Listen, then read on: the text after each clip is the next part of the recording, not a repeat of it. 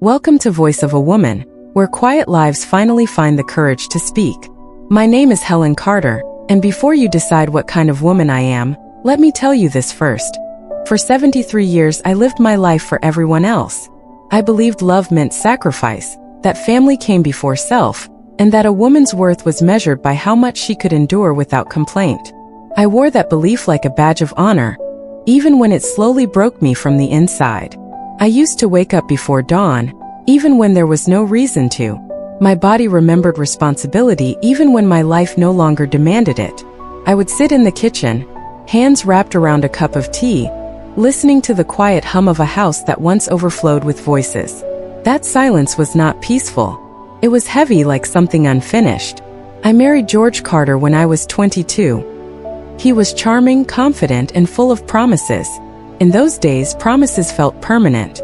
We built our life modestly, one paycheck at a time. I raised our children, managed the house, stretched money when there wasn't enough, and learned how to smile through disappointment. George worked long hours.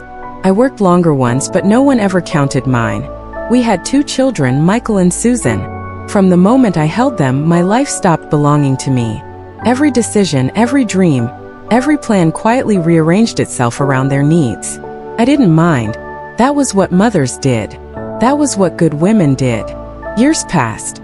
Children grew. George aged into a quieter man. He became distant, not unkind, just absent in ways that mattered. When he died suddenly from a heart attack, people told me I was strong. They admired how calmly I handled it. No one asked what it cost me to be that strong. After the funeral, my children sat me down like adults handling a delicate matter. "You shouldn't live alone, Mom," Michael said gently. "It's not safe." Susan nodded. "You can stay with me. It'll be easier for everyone." Easier. That word again. I sold my house, the one I had lived in for 40 years, without protest. I told myself homes were just buildings. What mattered was family. I packed my life into boxes labeled with other people's names. Susan's house was large, modern, and unfamiliar. I was given a small room upstairs. "Just temporary," she said. "Until you settle in." Temporary became permanent quietly, without announcement. First I helped. I cooked meals, folded laundry, watched my grandchildren. I tried to be useful, afraid that if I wasn't, I would become invisible. Gratitude faded quickly. Help turned into expectation. Expectation into silence. "Mom, don't rearrange things." "Mom, you're too slow." "Mom, just sit down." Sit down became another way of saying stay out of the way. I learned how to make myself small. I waited to speak. I learned the sound of my own footsteps so I wouldn't disturb anyone. I ate less, laughed less, asked for nothing. I told myself this was what aging looked like. But there is a difference between growing old and being erased. One evening, I overheard Susan talking to her husband in the kitchen. She didn't know I was standing at the top of the stairs. "She's not sick," Susan said. "She's just here all the time. Just here." That sentence followed me into sleep, into mornings, into the way I looked at myself in the mirror. I started to wonder when I had stopped being a person and become a presence. Months passed like this. Then one winter morning, I slipped in the bathroom. Nothing dramatic. No broken bones. Just a bruised hip and shaken pride. I sat on the cold floor longer than necessary, not because I couldn't get up, but because I wanted to see if anyone would notice. They didn't. Not for a long time. At the hospital, a nurse asked me a question that cracked something open inside me. "Who do you live for now?" I didn't have an answer. That night, lying awake in a room that was not mine, I realized something painful and freeing at the same time. I had spent my entire life being needed, and the moment I no longer was, I disappeared. I cried quietly, not from weakness but from truth. The next morning, I did something I hadn't done in decades. I made a decision without asking anyone. I began looking for a place of my own. Not a burden, not a favor, a choice.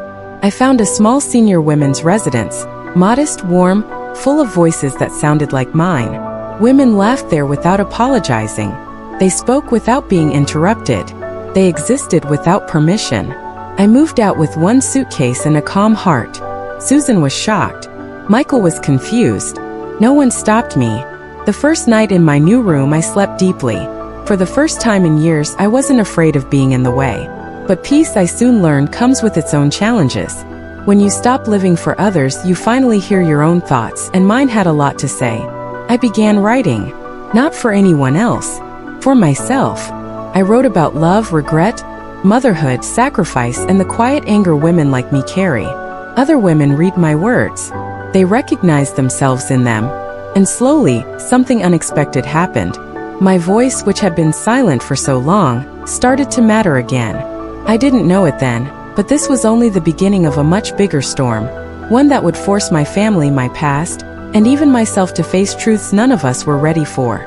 Because when a woman who has been quiet her entire life finally speaks, the world does not remain comfortable, and neither did the memories that began to rise once I finally gave myself permission to sit with them. Life at the residence moved at a different pace.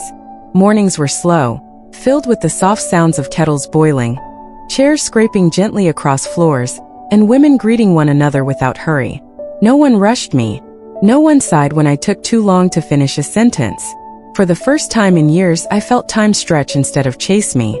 Yet peace has a way of inviting the past to speak. I started receiving calls from Susan within weeks. First, they were careful, polite. She asked if I was eating properly, if the place was clean, if I needed anything. I answered honestly but briefly. I could hear something else beneath her questions, discomfort. My independence unsettled her. It disrupted the story she had told herself about being a good daughter. Michael called next. He sounded torn, caught between concern and guilt. "Mom, you didn't have to leave like that," he said. "We could have talked." I wanted to tell him we had talked for years, just not with words.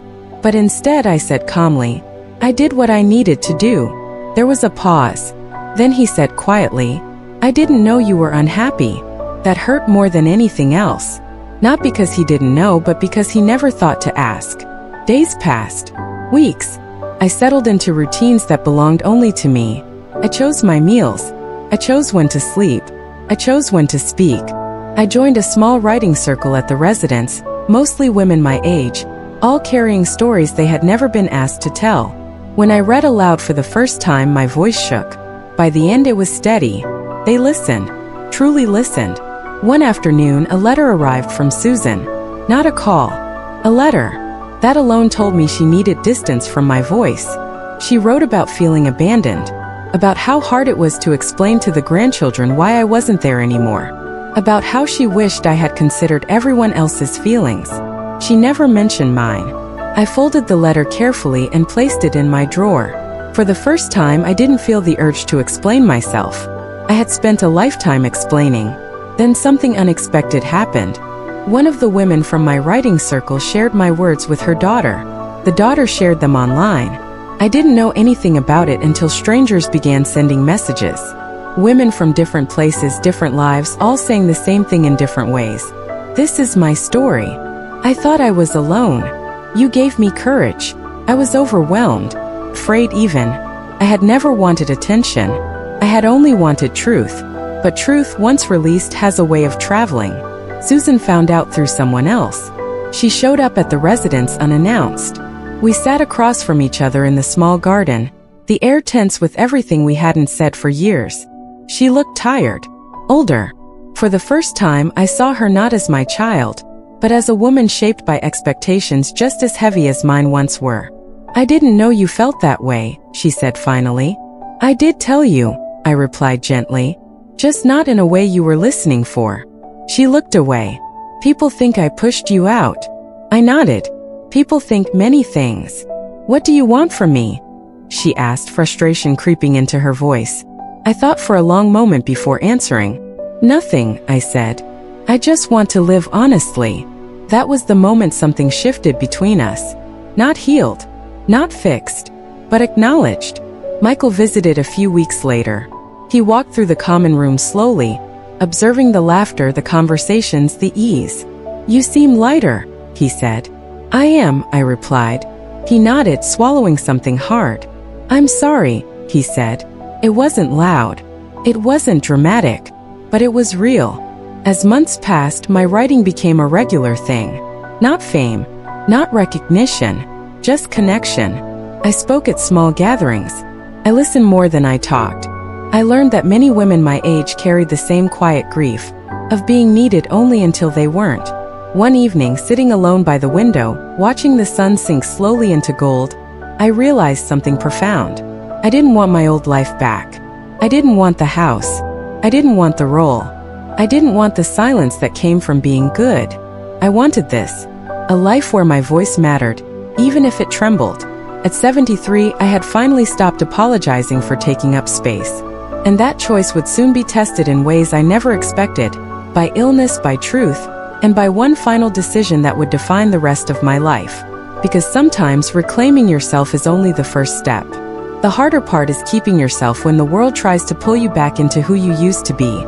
Especially when your body begins to remind you of its limits. It started with small things I tried to ignore. A tightness in my chest when I laughed too long. A tiredness that sleep didn't fix. I told myself it was age. At 73, you learn to excuse pain before you question it. Still, something felt different this time, heavier, more insistent. One morning, halfway through breakfast, my hands began to shake. Not fear, weakness. The room tilted slightly, just enough to make me grip the table. One of the women noticed and insisted on calling a nurse. I protested, embarrassed by the attention, but inside I knew I had waited too long. The diagnosis was not dramatic, but it was serious enough to change everything. Heart complications. Manageable, the doctor said, but only if I slowed down, listened, accepted help. Accepted help. That phrase used to mean surrender to me. Susan was informed immediately. Michael too. They arrived at the hospital within hours, worry written openly on their faces. It was strange to see them like that. Attentive, gentle, suddenly aware of my fragility. "We think you should come back with us," Susan said carefully, as if rehearsed. "Just until you're stable." I looked at her and felt the old instinct rise. The urge to say yes, to make things easier, to disappear back into familiarity.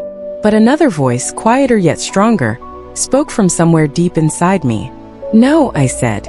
The word surprised all of us. Surprised me. Michael frowned. "Mom, you need support."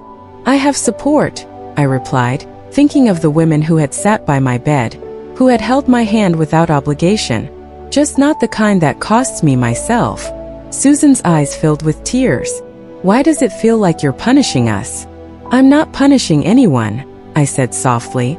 "I'm choosing myself." That was the hardest conversation we had ever had. Not because voices were raised, but because truths were finally spoken. Susan admitted she had grown used to my presence without considering my loneliness. Michael admitted he had assumed I would always adjust. They listened this time. Not perfectly, not easily, but they listened. Recovery was slow. I learned patience with my own body, something I had never practiced before. I rested without guilt. I asked for help without apology. I discovered that needing care did not mean surrendering control. My writing slowed, then deepened. Illness has a way of sharpening honesty. I wrote about fear, not of death but of disappearing again. Women responded in numbers I never expected. Many were ill. Many were caring for others while neglecting themselves.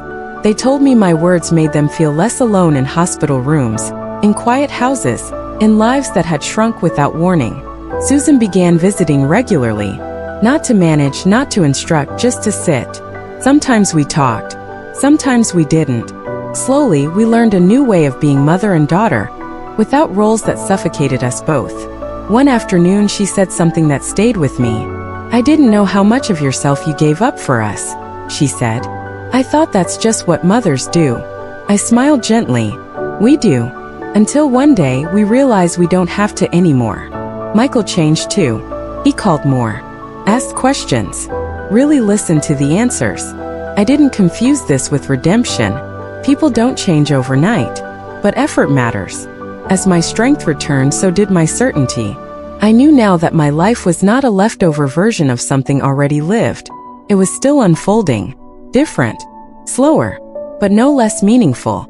On my 74th birthday, the women at the residence surprised me with a small celebration. No cake big enough to make a mess. No loud music. Just candles, laughter, and stories shared freely.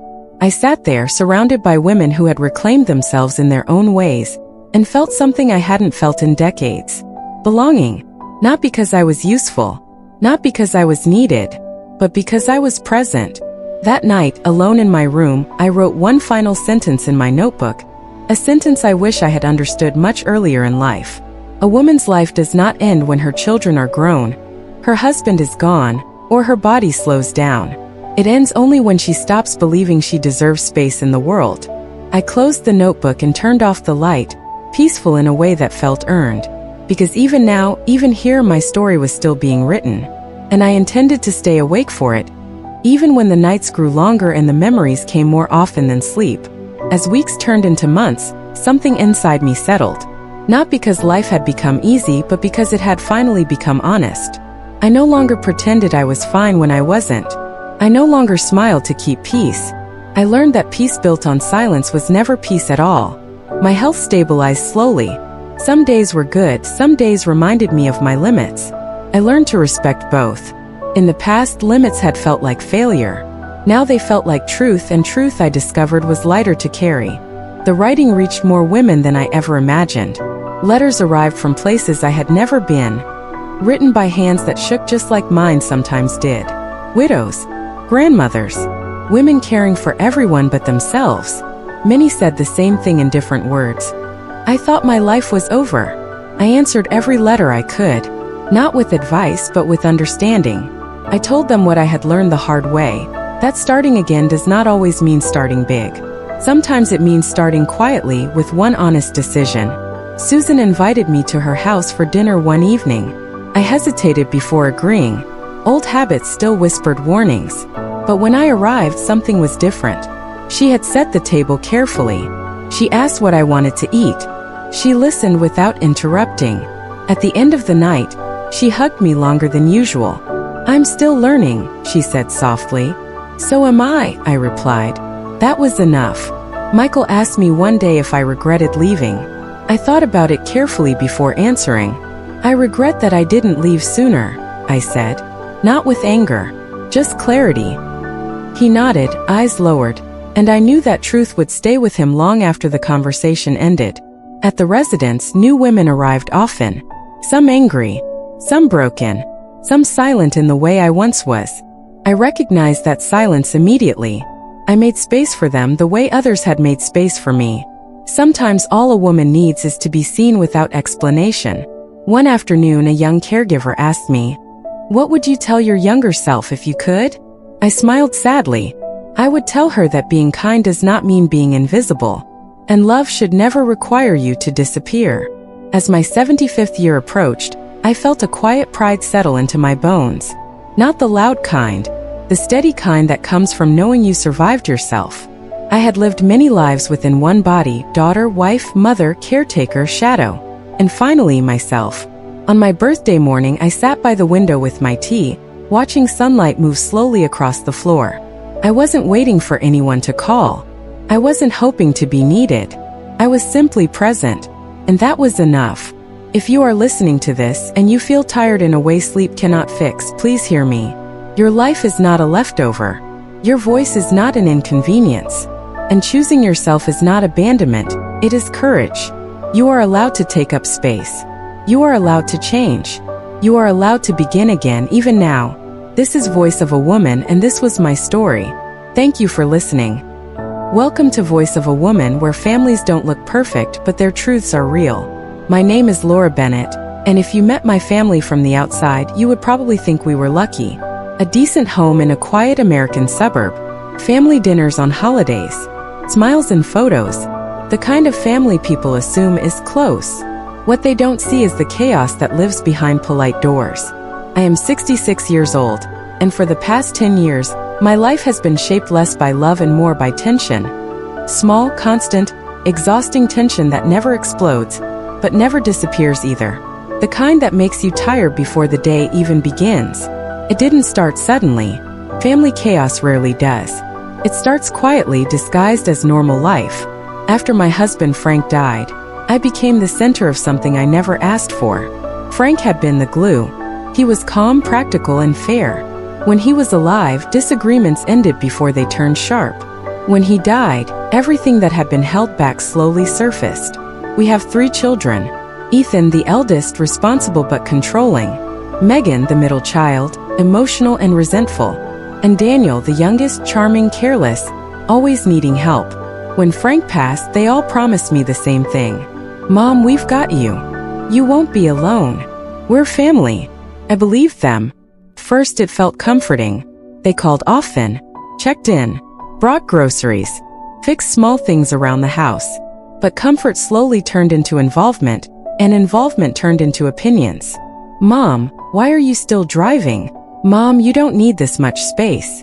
Mom, maybe it's time we talked about the house." The house. The word began appearing in conversations like an uninvited guest. Frank and I had lived there for over 40 years. Every corner held memory. I assumed it would remain mine as long as I lived. I was wrong. Family chaos doesn't announce itself loudly. It builds through casual comments, side glances, conversations that stop when you enter the room. Ethan wanted structure. He believed everything should be planned, documented, controlled. He spoke in calm sentences that felt like instructions. Megan wanted fairness. She counted everything: who did more, who gave less, who was favored. Daniel wanted support. He always needed time, money, understanding. And all three wanted something from me. They just didn't want to say it directly. It started with Sunday dinners. What used to be warm and loud slowly turned uncomfortable. Conversations shifted from memories to logistics. Who was helping Mom this week? Who paid last time? Who would handle things if something happened? I sat at the table, listening to my own future being discussed as if I weren't there. One night, after everyone left, I stood in the kitchen staring at the sink full of dishes and realized something that frightened me. I felt like a responsibility, not a mother. The next week, Ethan suggested a family meeting. He used that phrase carefully, like a professional term. We sat in my living room, the same place Frank used to nap on Sundays. Ethan spoke first. "Mom, this isn't about taking anything away from you," he said. "It's about planning." Megan crossed her arms. Daniel looked at his phone. Planning for what? I wanted to ask, but instead I listened. They talked about safety, finances, future care, possibilities. They talked about selling the house eventually. They talked about what made sense. No one asked me what I wanted. When I finally spoke, my voice sounded smaller than I felt. "I'm still living here," I said. "I'm still capable." Ethan nodded politely. "Of course. For now." For now. That phrase followed me for weeks. Family chaos lives in those words: for now, eventually, just in case. They sound reasonable. They feel threatening. The pressure didn't come all at once. It came through small moments. Megan sighing when I asked a question. Daniel borrowing money and forgetting to repay it. Ethan making decisions and informing me afterward. Each child thought they were right. Each believed they were helping. None of them realized how alone I felt in the middle of them. One afternoon, I overheard a phone call I wasn't meant to hear. Megan was in the kitchen, speaking quietly. "She doesn't see it yet," she said. "But this can't go on forever." That night, I cried. Not loudly, not dramatically, but with the kind of tears that come from realizing your place in the world is shifting without your permission. I wasn't sick. I wasn't helpless. I wasn't done living. Yet somehow my life had become a problem to solve. The chaos reached its breaking point on a rainy Thursday when Ethan showed up with paperwork. He didn't call first.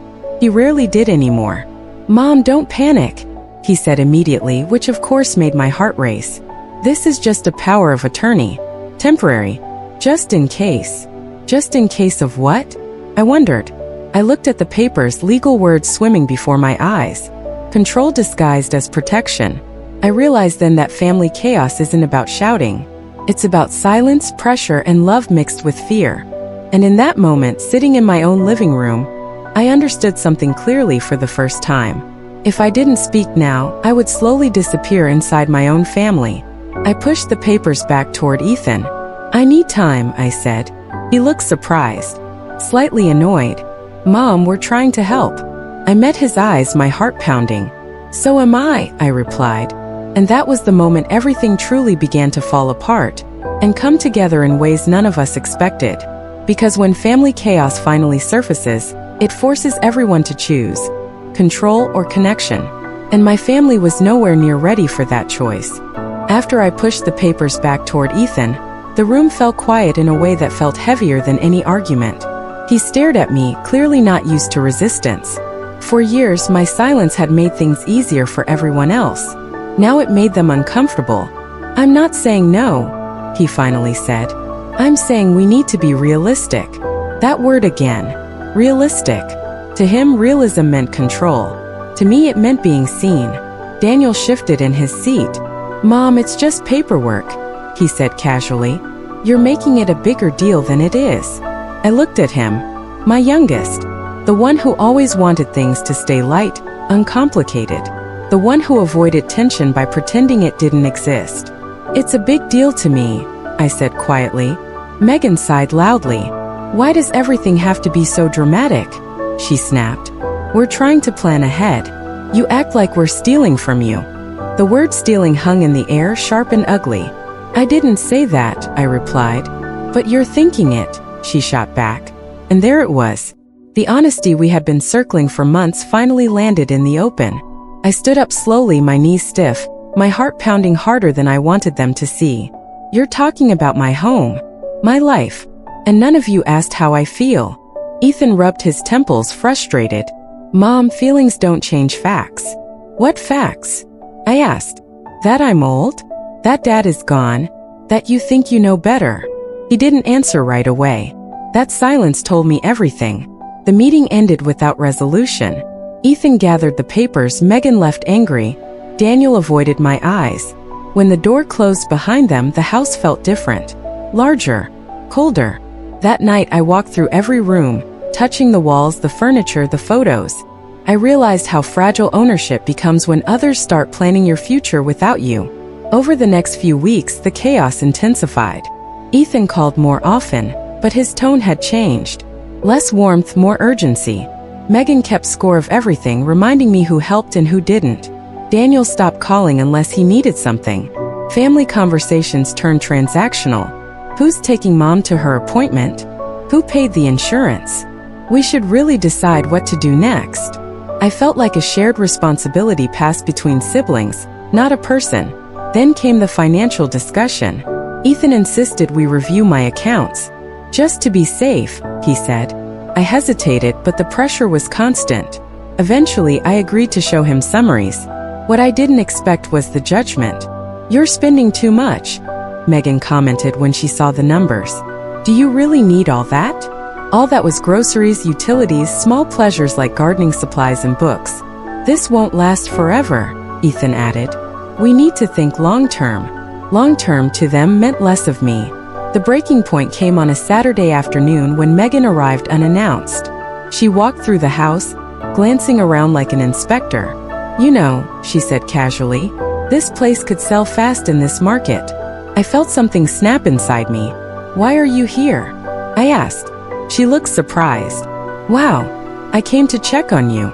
"No," I said, my voice shaking but firm. "You came to measure my life." Her face hardened. "Don't be dramatic." But I was done minimizing my pain to keep them comfortable. "You don't listen," I continued. "You decide. You plan. You assume."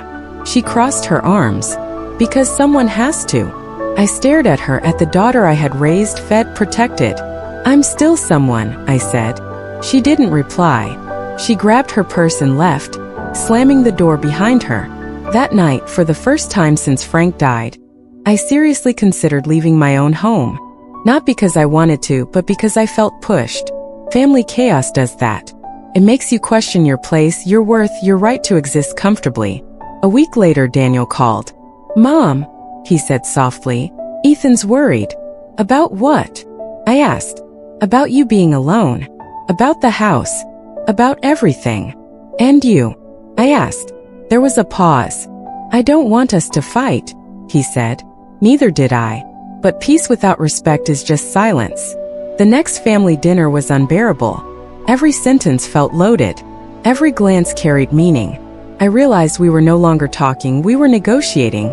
After they left, I sat alone and made a decision that terrified me. I called an attorney, not to fight my children, but to understand my rights. The attorney was kind, calm, and direct. She explained things clearly. The house was mine. The accounts were mine. Nothing could be done without my consent unless I allowed it. For the first time in months, I felt relief. I wasn't powerless. I had just been quiet. Armed with knowledge, I requested another family meeting, this time on my terms. They arrived cautious, clearly expecting confrontation. I spoke first. "I love you," I said, "but this cannot continue." Ethan started to interrupt. I raised my hand. "I am not a problem to manage," I continued. "I am your mother. I am capable. And I will not be pushed aside." Megan rolled her eyes. Daniel looked uncomfortable. "I've spoken to a lawyer," I added. That got their attention. Ethan stiffened. "Why would you do that?" "Because I needed to know where I stand," I replied. "And now I do." The room felt tense, but something else was present too, clarity. "This is my home," I said. "I will decide when and if anything changes. If you want to help, you do so with respect. If not, I will manage on my own." Silence followed. Long, heavy. Megan finally spoke. "So that's it? You don't trust us?" "I trust myself," I said. That night didn't fix everything, but it changed the balance. Family chaos doesn't disappear overnight, but sometimes it shifts when one person refuses to disappear. What I didn't know then was that this decision would trigger reactions I wasn't prepared for. Resentment, guilt, and truths that had been buried for years. And the real test of our family was still ahead. After that meeting, nothing exploded, but everything changed. The calls became shorter. The visits became less frequent. The tension, instead of disappearing, settled into something colder and sharper. I had asserted myself, yes, but in doing so, I had disrupted the quiet system my children had built around me. And systems don't like being challenged. Ethan stopped offering help unless it was on his terms. Megan became distant, her messages clipped and formal. Daniel hovered somewhere in between, trying to keep peace while quietly drowning in his own worries. Family chaos doesn't always look like shouting. Sometimes it looks like politeness with an edge. A few weeks later, Ethan invited me to lunch. Just the two of us. I agreed, hopeful that maybe this was an olive branch. We sat in a small cafe, the kind Frank and I used to enjoy. Ethan ordered quickly, efficiently, like everything else he did. "Mom," he said once our food arrived, "I want you to understand something." I waited. "I've been carrying a lot," he continued, "ever since Dad died. So had I thought, but I let him speak. "I feel responsible," he said. "If something happens to you, it's on me. That doesn't mean you get to decide my life," I replied gently. He frowned. "You don't see the pressure we're under." Pressure. That word again, always about them. "I didn't ask you to carry me," I said. "I asked you to walk with me." He didn't respond. He paid the bill and walked me to my car. We hugged stiffly. As I drove home, I realized something painful. Ethan didn't want partnership. He wanted control disguised as duty. Megan's reaction came next, and it was louder. She showed up one evening unannounced, eyes red, emotions already boiling. "You made us look like villains," she said the moment she stepped inside. "To whom?" I asked. "To everyone," she snapped. "Talking to lawyers? Drawing lines? What do you think that says about us?" "It says I'm protecting myself," I replied. She laughed bitterly. "You always do this. You play the victim." That cut deeper than she knew. "I sacrificed my entire life for this family," she continued. "And now you're acting like we're enemies." I felt tears rise, but I refused to let them fall. "I am not your enemy," I said. "But I will not be erased." Her anger collapsed into something raw and unexpected. She sat down suddenly, covering her face. "I'm tired," she whispered. "I'm tired of always being the middle one, the forgotten one." And there it was, the truth underneath her bitterness. We talked that night, not calmly, not perfectly, but honestly. She admitted feeling invisible her entire life. Always compared, always overlooked. "I don't want to lose you," she said quietly. "I'm still here," I replied. "But I need you to see me too." It was the closest we had come to understanding in years. Daniel's truth came later, and it shook everything. He called me late one night, voice unsteady. "Mom," he said, "I need to tell you something." I sat down immediately. "I'm in debt," he admitted. "More than I told you. I've been borrowing from Ethan, from Megan, from you." My heart sank. I didn't mean for it to get this bad, he said. But I can't keep pretending. Suddenly, pieces fell into place. The pressure, the urgency, the push to sell the house. This wasn't just concern. It was desperation. Did you want us to sell the house? I asked quietly. Silence. Daniel. I pressed. Yes, he whispered. I thought if we sold it, things would be easier. I closed my eyes. Family chaos reveals itself slowly, then all at once. The next family meeting was unavoidable. This time there were no papers, no polite phrases, just truth. Ethan admitted he was overwhelmed. Megan admitted she felt invisible. Daniel admitted his debt. And I admitted something too. I've never felt so alone, I said. Not since your father died. No one spoke. You all talk about responsibility, I continued. But none of you asked what it costs me to be treated like a burden. Megan cried.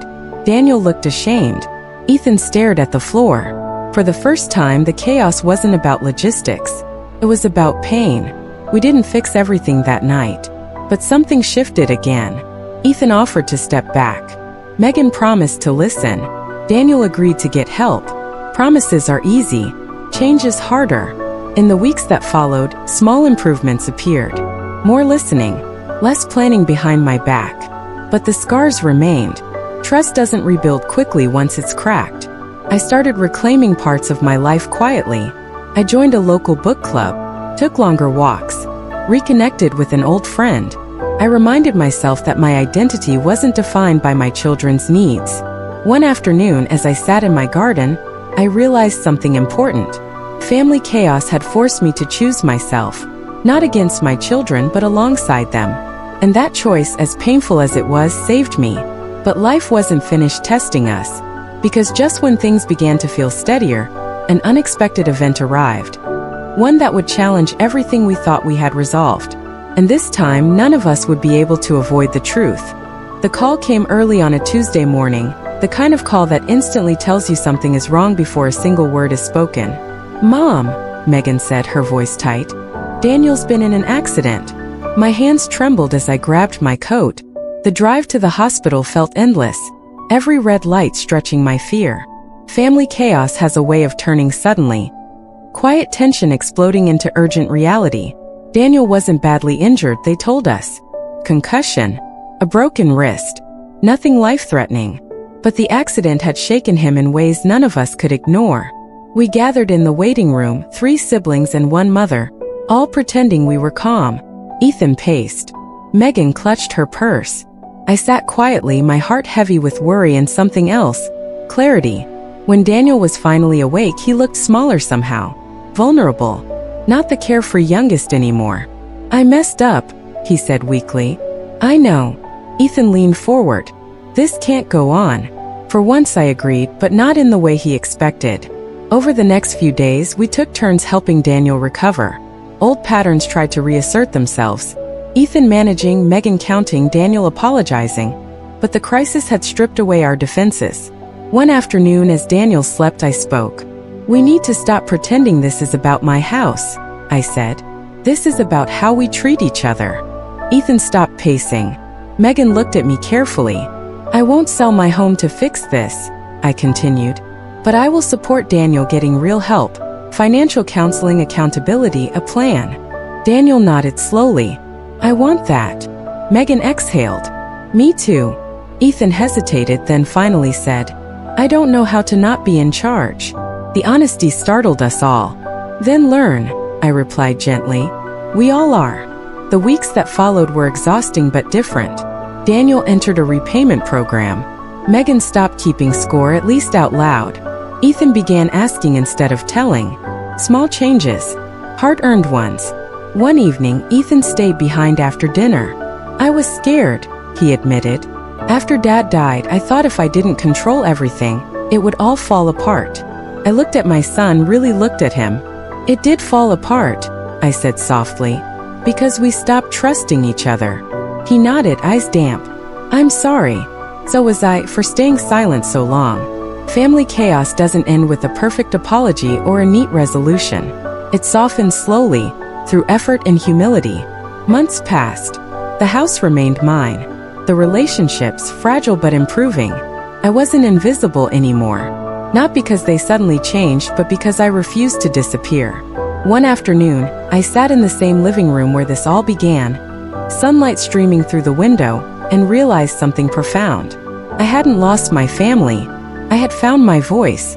And in doing so, I had given them permission to find theirs too. The chaos didn't destroy us. It reshaped us. Life didn't suddenly become peaceful after that. Healing never works like that. What changed was something quieter, something deeper. The way we spoke to each other, the pauses we allowed, the respect we slowly relearned. Daniel's recovery took months. Not just from the accident, but from the weight of his own mistakes. He moved into a smaller apartment, cut back on spending, and for the first time in his adult life, asked for help without expecting rescue. It wasn't dramatic. It was uncomfortable. Honest. Megan started coming by more often. Not to inspect. Not to advise. Just to sit. Sometimes we talked. Sometimes we didn't. One afternoon she brought old photo albums. "I forgot how much you used to laugh," she said, pointing to a picture of me holding baby Ethan. "I forgot how quiet I became," I replied. She nodded, understanding more than she ever had before. Ethan struggled the most. Letting go of control left him exposed. He didn't know who he was without responsibility wrapped around him like armor. But slowly, he learned to ask questions instead of giving instructions. "What do you want, Mom?" became a real question, not a formality. I began living again in small but meaningful ways. Morning walks, weekly lunches with friends, even a short solo trip, something my children worried about but respected. The house felt like mine again. Family chaos leaves marks. Some conversations still felt tense. Some memories still stung. But the fear of being erased, managed, decided for, was gone. One evening, as we sat together after dinner, Daniel looked around the room. "I used to think this house was just an asset," he said quietly. "I was wrong."